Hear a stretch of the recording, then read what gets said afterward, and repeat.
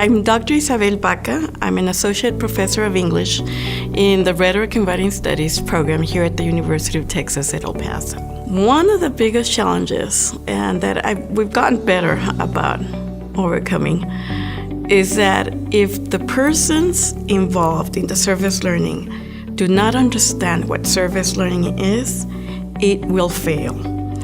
The community partners, as well as the student, they have to understand that service learning is not the same as volunteerism. Service learning has an academic component to it. Whatever service the student is doing with the community, it has to tie into course objectives or some type of academic objective. And I think one of the challenges is ensuring that everyone involved understands that difference. That's why you have to have progress reports and reflection to make sure that indeed that's what's happening. First of all, you have to make sure that they understand what service learning is, and that's what I do. I try to offer workshops often where I invite new and existing community partners to come and meet with me, and I explain what the goals are of service learning.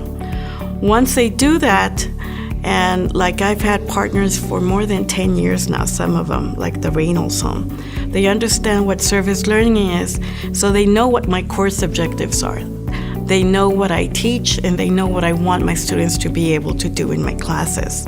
Keeping that in mind, they negotiate projects with my students that I approve where they practice what I'm teaching them.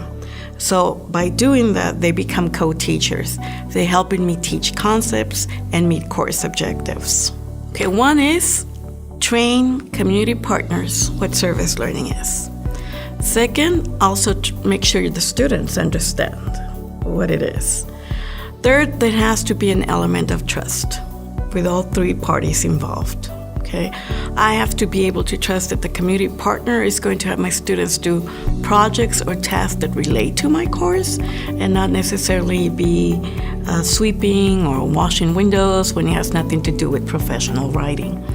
It also means trusting the student, that the student will behave professionally, like if it were a real job, and perform as an employee would, and be responsible. And it means for them to trust me too, that I will supervise the service learning experience and have all of them reflect on it, and from there learn and make it better every time.